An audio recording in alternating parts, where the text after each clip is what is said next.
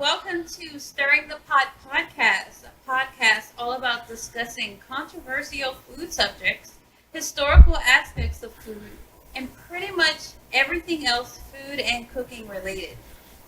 Let me start by introducing my co-host. First, we have Mr. Barbecue Brand, an aficionado of all things barbecue and an overall lover of food and culture. Welcome, Brandon. Thank you for having me. What's cooking, everybody? Barbecue Brand here. Let's get it cracking. My second co-host, Mr. Brandon D., a connoisseur of Louisiana and Southern cuisine and a self-proclaimed food science nerd. Welcome, Brandon. Thank you. Welcome to the podcast, everybody listening. We're about to start off with some topics and show you all what we're thinking, and let's get it started.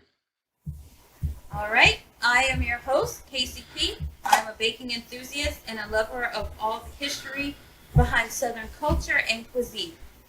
Tonight's topic is a rather contentious one. We're going to start off with gumbo tonight. So to start us off, I'm going to start with a little article on a short history of gumbo by Stanley Dry. Of all the dishes in the realm of Louisiana cooking, gumbo is the most famous and very likely the most popular.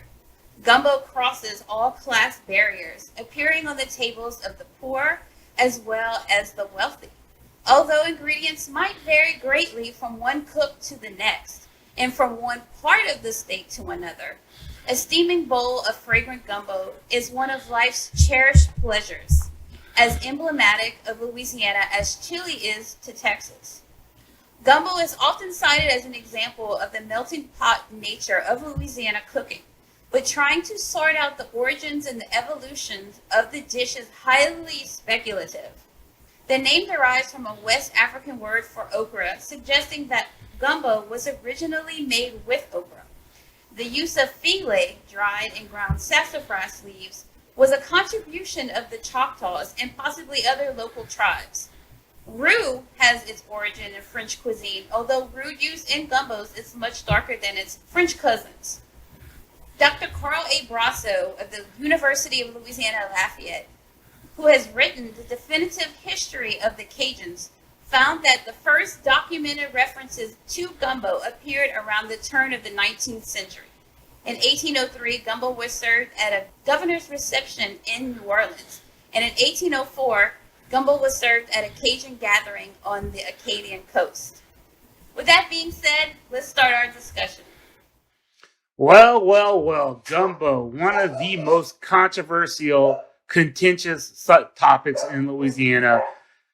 As much BS and mystery and voodoo that people think's behind it, it's not that complicated of a dish.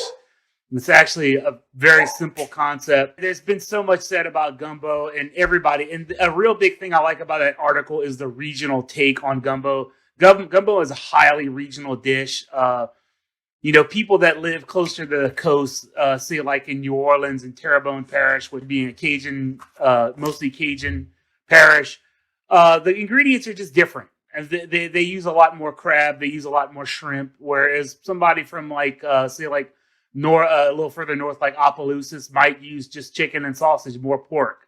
So it's a very regional dish. There's controversies about all this. I'm sure I'm going to piss everybody's grandmother off talking about this subject because my mama did this and my mama did that. It's all up in the air. Everybody has a different thing, and that's the thing about gumbo. It's really something that you have to adapt to your own taste. If you don't like certain ingredients, you don't use them. If you don't like a heavy smoked sausage, you don't use a heavy smoked sausage. If you like duck instead of chicken, then you use duck.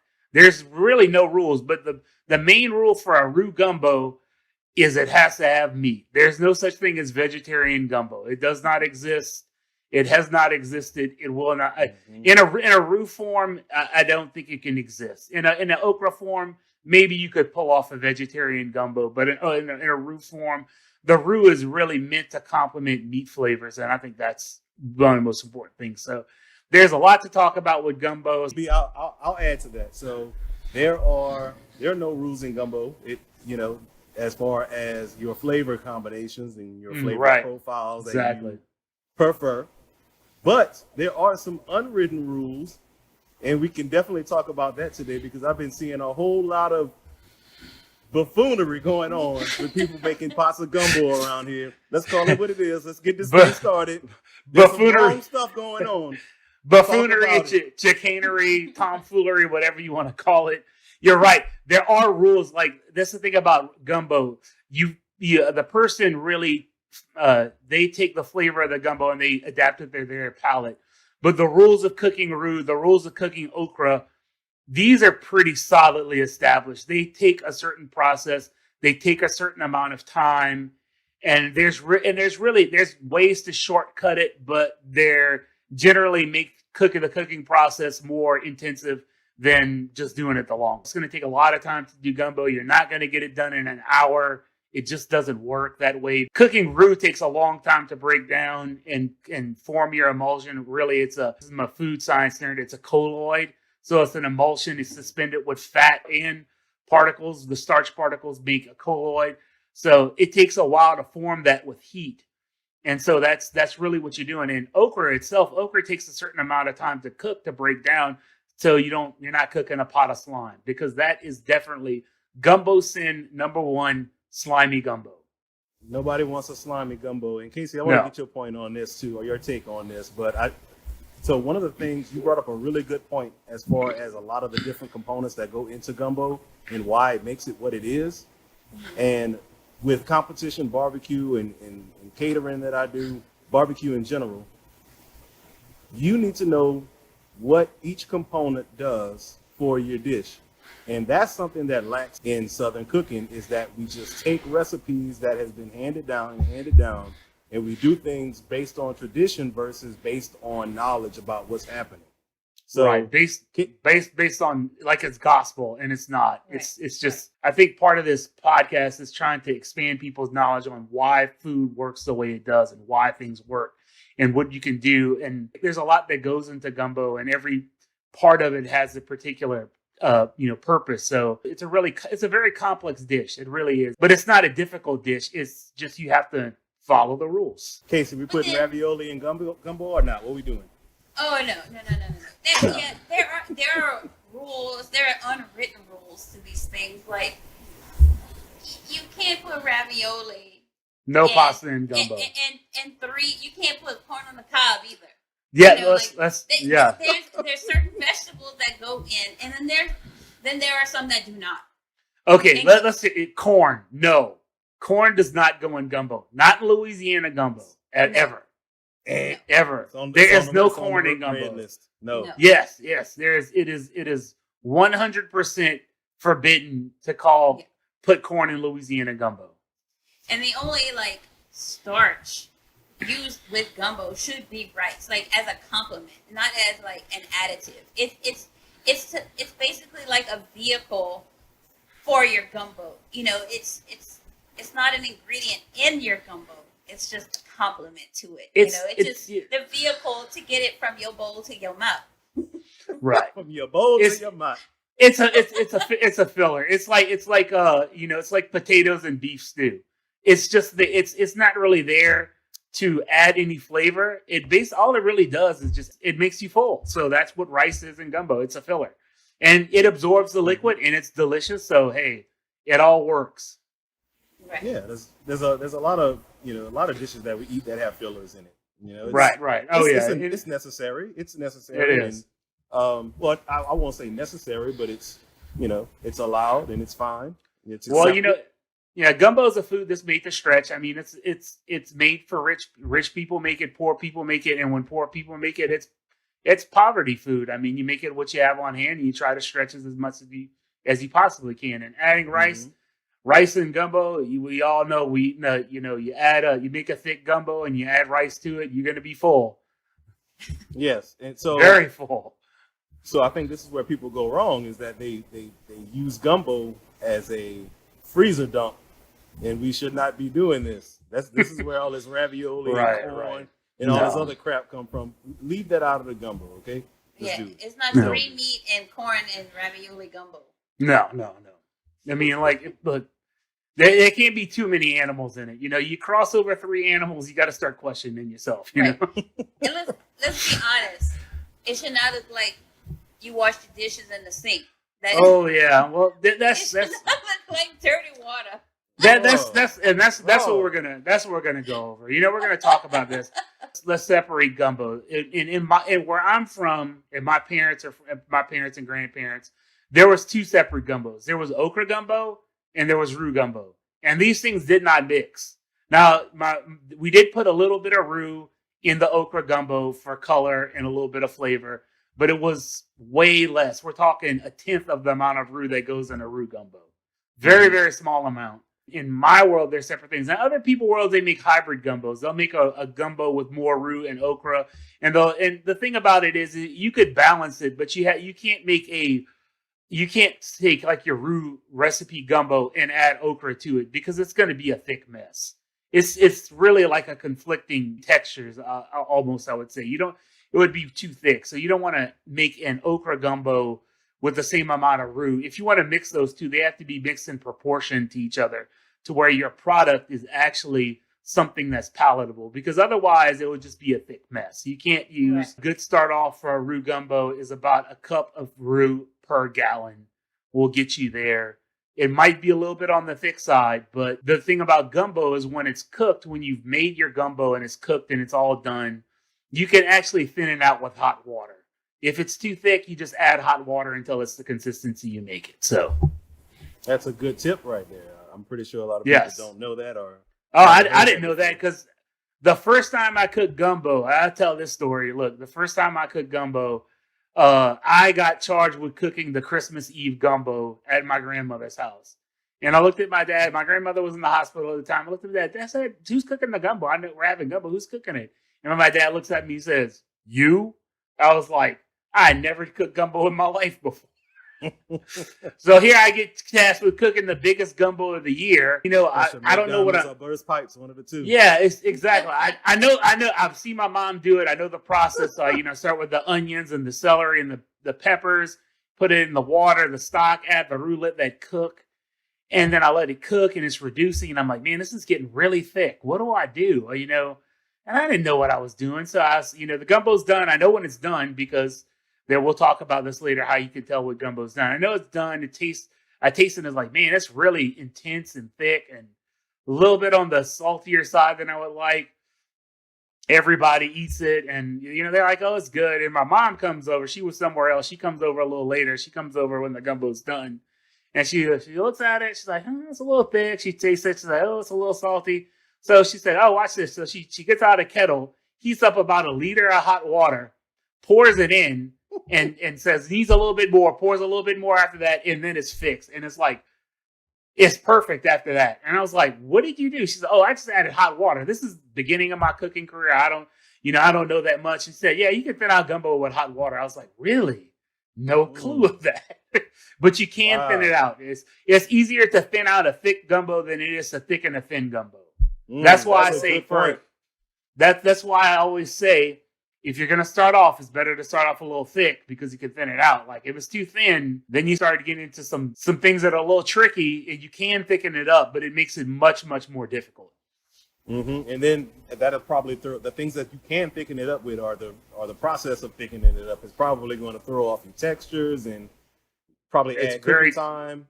Yeah, it definitely will add cooking time. It'll definitely change the texture. Basically what you'd have to do is you'd have to short cook a roux in like a small volume of water and try not to burn it, and then add that to yours. So you'd have to take a certain amount of roux, let's say like a cup, and cook it in probably about 4 cups of water.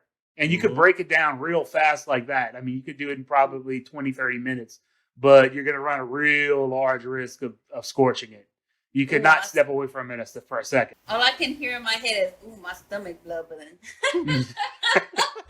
Oh, yes, and that, yeah. And that's I guess how we should start. It's just like, we start talking about like a classic roux gumbo, and really, like, one of my friends told me this, and this changed the way I looked at gumbo. Is when you're making like a chicken and sausage gumbo, you focus on chicken.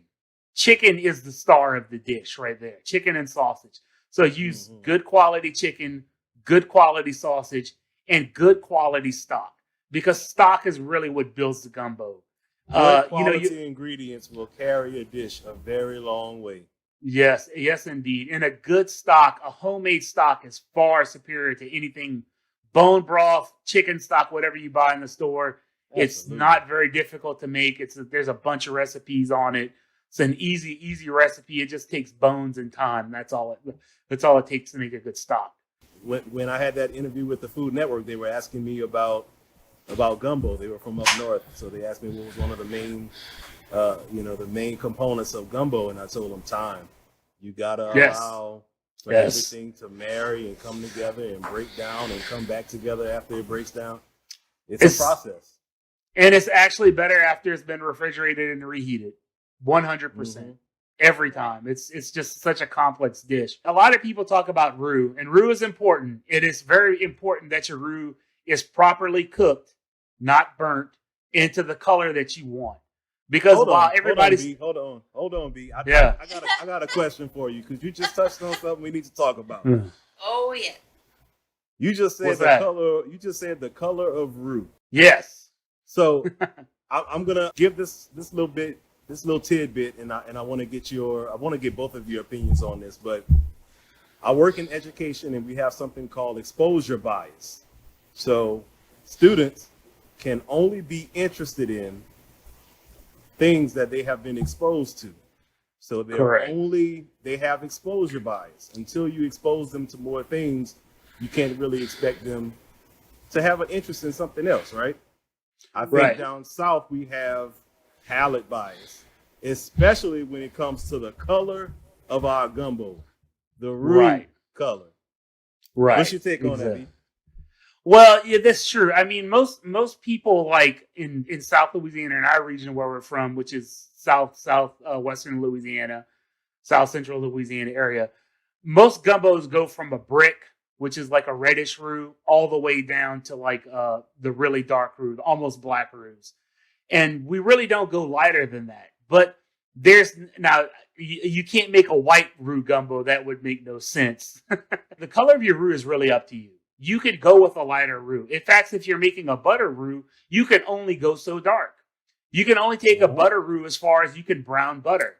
So if it's past the color of brown butter, it is burnt. So there's only so far you can go with roux, with a butter. So there's rules. There's rules of roux. There's rules of color, and there's rules of fats that you can use in certain things. And I actually have a diagram if you want me to share that. Yeah. Let's take a look at it. Because I'm let me see. Share. This is true. As I make science. I make diagrams for a living, so I mean that's you have a roux color diagram? Yes, I do. At your disposal right now? This is crazy. At my disposal right now, man. I made this because I knew we were going to talk about it. There we go. It's coming up. Oh, what is this? This is what this before. This is what I call the roux of color. Go ahead, B. No. So just for any of our listeners who are listening on a platform where you can't see us, B has put up a diagram of roux colors, starting from the lightest to the darkest. Correct. So we're about to talk about this. So basically, you go from light to dark. As you go from light to dark, so going from left to right on the scale, your flavor complexity increases.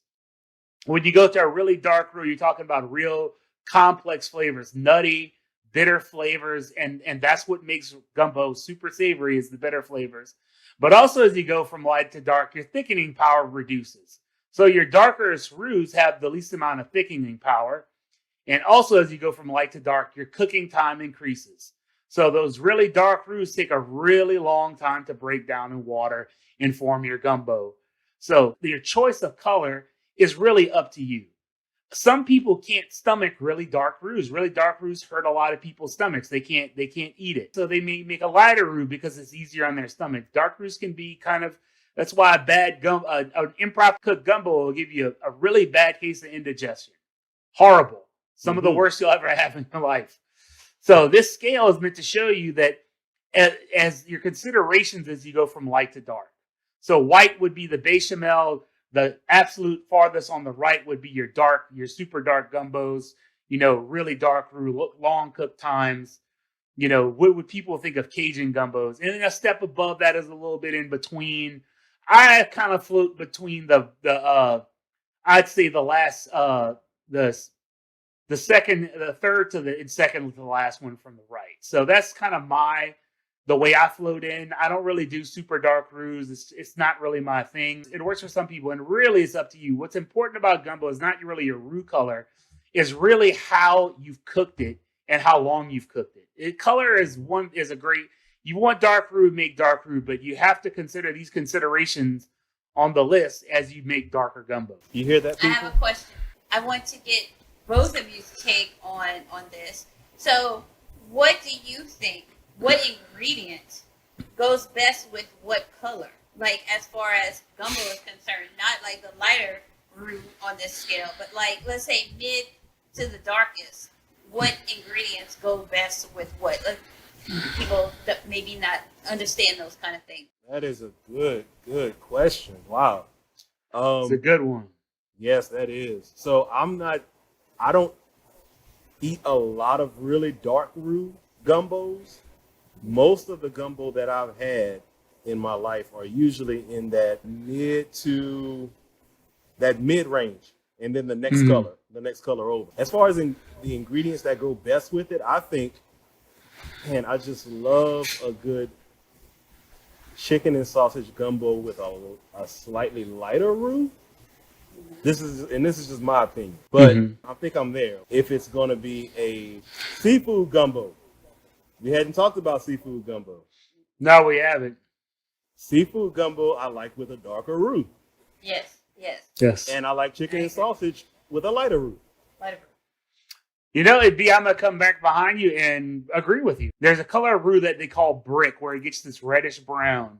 Mm-hmm. And I really think that's really the darkest I take my roux for chicken and sausage gumbo. I don't like a dark roux with chicken and sausage gumbo. Right. I think the really potent, bitter flavors of it, for my palate, it doesn't match best with chicken.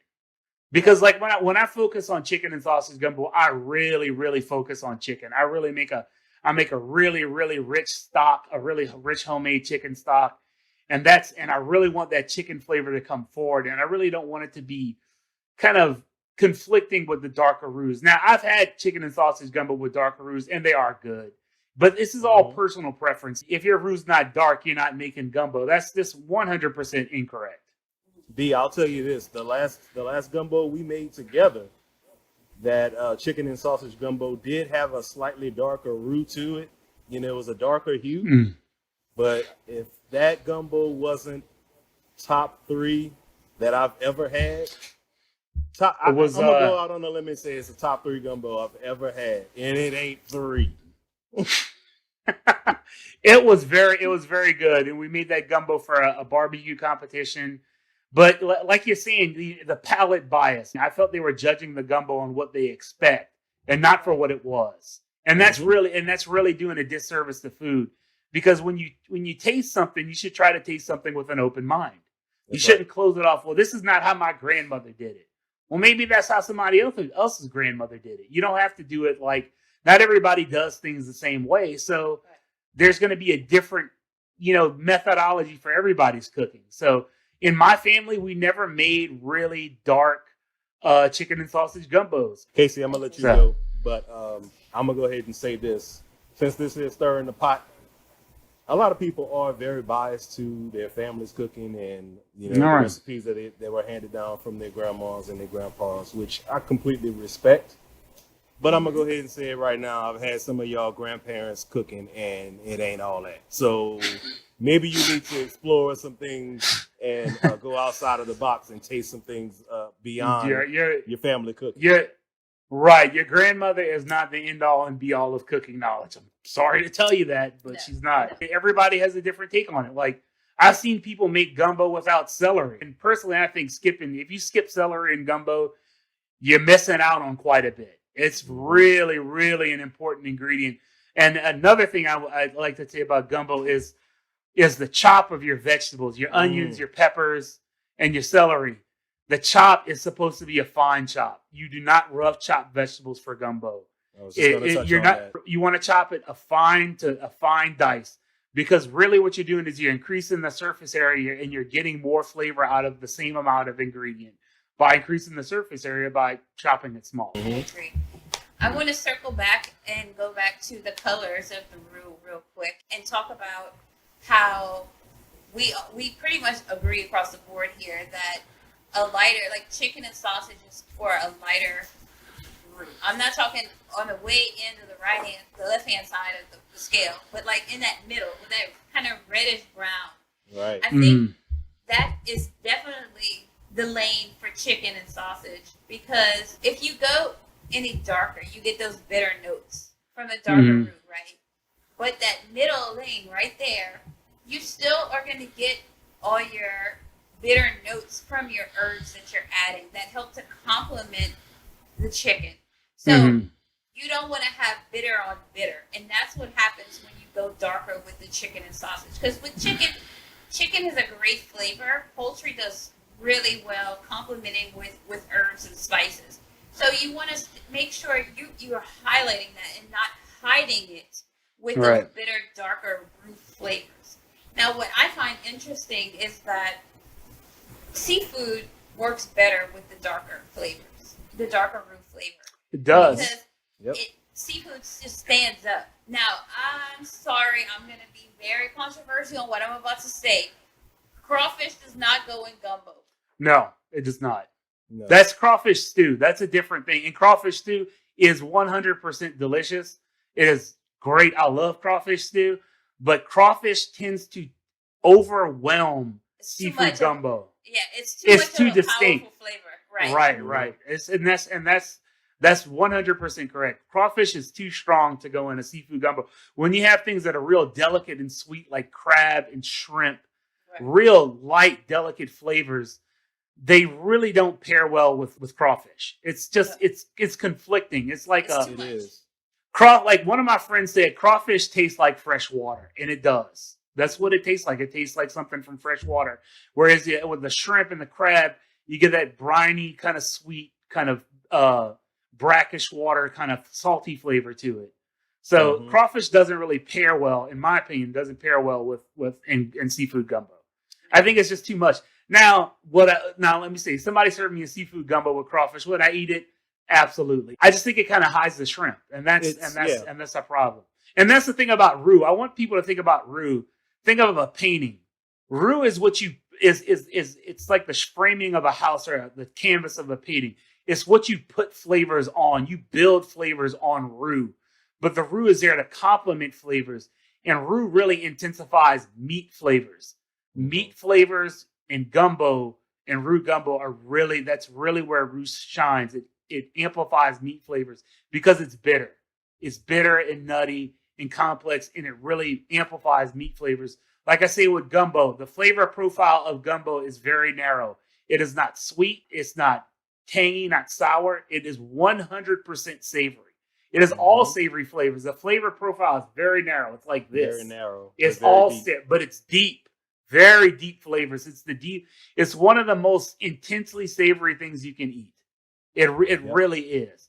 And the only thing that brightens up a gumbo is, the little bit of herbs you put in there, a little bit of parsley, a little bit of, whatever herbs that you decide to use. I like to use poultry seasoning in chicken and sausage gumbo.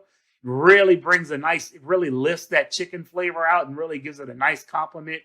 Chef Paul Prudhomme's Poultry Magic, perfect. Magic, yeah. Perfect.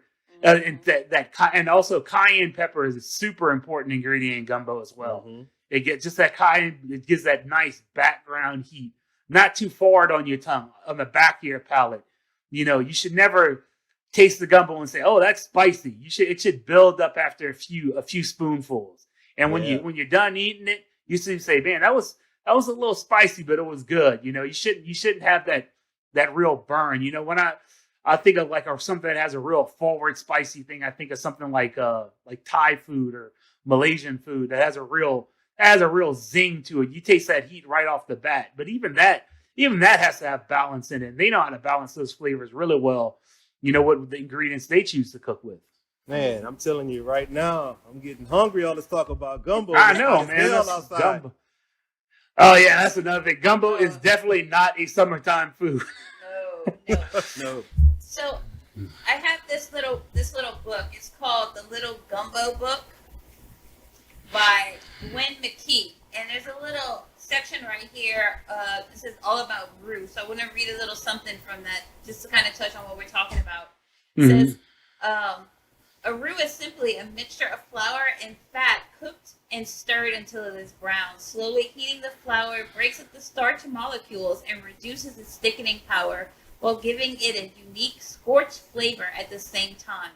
The degree of doneness is determined by the color, which gets darker the longer it is cooked. Every imaginable brown color comparison has been used to describe roux: mahogany, coffee, pecan. Just thought that was a really interesting little take on color. That is really cool. You almost can't talk about food without diving into science. You can't. The more you understand and the more you try to understand food and what's happening at different parts of the cooking process, you just start getting into science, and it's a wonderful thing. And the more you know, the better food you cook. I believe that. Right. The more Right. you know. I mean, that's The more you know. yeah. So, and it's real important with gumbo. It's real important to understand the rules. The gumbo, the roux, the darker it is, the more time it takes to break down that roux into form your emulsion colloidal solution to make it taste, to make it a cohesive dish. And it takes time. And there's no real shortcutting it. I'm not gonna say there's ways to shortcut it, and I'll explain those. But you ultimately increase the difficulty of your cook. So let's say I'm gonna start, if I want to cook gumbo faster, a roux faster, the way you can do it is reducing the water volume, because that reduces, when you add water, all you're doing is adding heat capacity to whatever you're cooking. Water takes an enormous amount of energy to heat up. So is to get that heat energy into the roux. If you have a big volume of water, it's going to take longer to break down the roux. If you reduce the water volume down, you'll put heat energy into the roux faster, and you'll cook it faster. But you'll also increase your risk of scorching it by a huge margin, because that roux will fall to the bottom, it'll stick, and it'll burn, and you'll be stirring that constantly for hours. I mean, let's say you can reduce the time by half. You reduce it from 2 to 4, but you're stirring constantly for 2 hours rather than just sitting back and watching it. So, yeah, if it's your choice.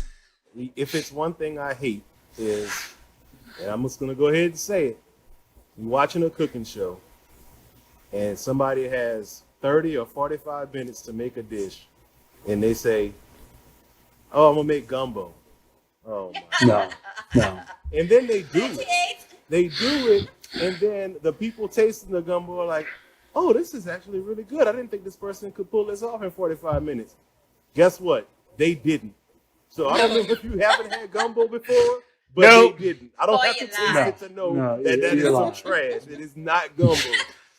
That is some dirty water that you're tasting with some seasoning in it. You cannot cook gumbo in 30 minutes. No. It's not possible. It's physically not possible, because I don't know, because science. I mean, like the starch molecules will not suspend in the the starch molecules will not suspend in the water with the fat in 30 minutes. It just doesn't work. It can't. No. So I mean, like, gumbo is a long cooked dish. If I told a French bread, if somebody told me, one of these cooks, these chefs, they said I can make gumbo in 30 minutes, I'm gonna say I can make coq au vin in 30 minutes too, along with beef Wellington as well. That just takes 30 minutes, right? Yeah. That's fundamentally the same thing. You can't make coq au vin in 30 minutes. You can't make beef bourguignon in 30 minutes. That's a 3-4 hour dish. It's the same amount of time as a gumbo, roughly. Yeah. You need to put in time. You need to put in the time. Cooking is love, and you gotta put love into your dishes. You know, you just gotta nurture these dishes, because cooking for people is love. You know, in Asian culture, it's love. That's right. Exactly. What you gotta put in that pot? What you gotta put in that pot when you're cooking?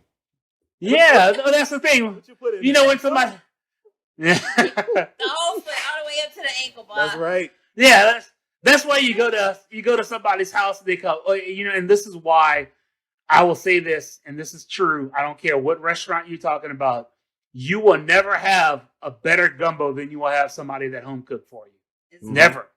It is impossible because when my mom makes gumbo, she babies that for hours. I mean, babies it. It's such an intense process, and she focuses on it. There's nothing else. Nothing else exists in the world. It's the same thing when I make gumbo. That's my whole focus. I don't focus on anything else. It has to be watched. It has to be babied. It has to be taken care of.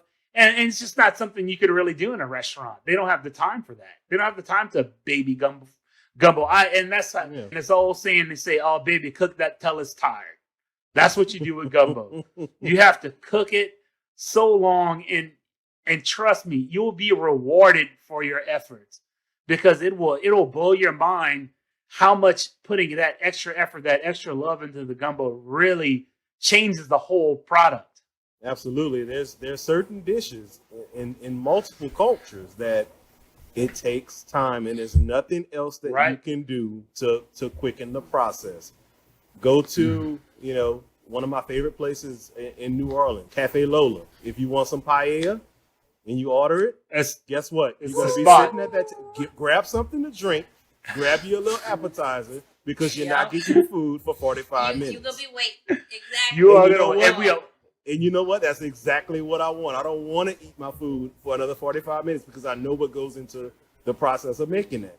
If you're gonna eat gumbo, it's gonna take a few hours. Don't eat it before then. No, don't try to rush it off at the stove.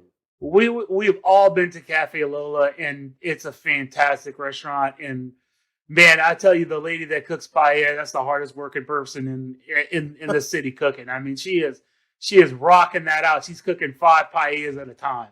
Yeah. And it is a process, and there's no cheating it. Nope. It's like if somebody says, "Oh, I can cook brisket in 2 hours," I'm gonna call BS on you. It's just not possible. No. There's a certain time. Cook it that fast. No, exactly. You can't. If you had to put a bow on this thing and really, really cover some of the the topics that we went over today, what would you like to leave the people with? We went over a lot. We did gumbo's a lot, and this is probably not going to be our last podcast on gumbo. This is kind of just like an introduction to it. I think we're going to cover future episodes more of the technical aspects of cooking it, what you need, the process, the time. We're going to cover that in later episodes. It can't all be covered in one. Oh no. There's all kinds of things. This is kind of just an introduction to the whole process. But if you want to learn how to cook gumbo, learn how to do it, and just follow the recipes, follow the guidelines, take the time. It's not a short dish, but it's such a rewarding dish to cook, because I can tell you, the first time, absolutely 100% nail your gumbo, and it is 100% what you expected and what you want. It's going to be a very happy moment for you, and you're going to be super satisfied. You might be tired, but you'll be happy. Yeah. Oh yeah. My question is, did you put tomatoes in that gumbo? Oh, that's right. No. That's another. Now he asked me about tomatoes and gumbo. Not this episode. No, that's going to take a few hours. We are going to talk about tomatoes and gumbo for a whole episode. I can guarantee you that. And the question I'll give a short answer. Do tomatoes go in gumbo? And the answer is sometimes. Woo, how y'all feel about that? Sometimes. I need everybody listening to this to come and interact with us. We need to hear from you. What do you think? Do tomatoes go in gumbo? Do you disagree with anything that we said today? Tell us about it. Please give us your opinion. Defend your grandma. Oh, yes. The nostalgia. Gotta get it. Don't let me talk to y'all like that. Yeah, just let us know what you think. I mean, everybody has, but I'm not gonna break the particular time we use tomatoes in gumbo, but we do use it sometimes, and it's a very particular case. Yes, very particular. We're gonna talk about it. So I have a little quote to share with you guys. So this is a quote by Thomas Keller, and he says, "A recipe has no soul. You, as the cook, must bring soul to the recipe." Exactly. Like you say, it's like a painting.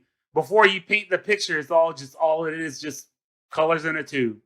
So you have to put it in there. So, and I say people learn the processes, learn the science, learn the reason about why things are done the way they're done. We're doing these. It's a very particular process to cook gumbo. It's not difficult. It just takes time, and you have to be specific. We preaching today, y'all. I think we're gonna go ahead and end this off. I'm gonna bring in a selection from the choir. Church. Excellent.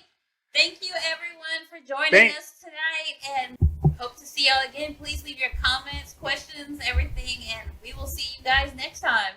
All right. Thank you guys for listening.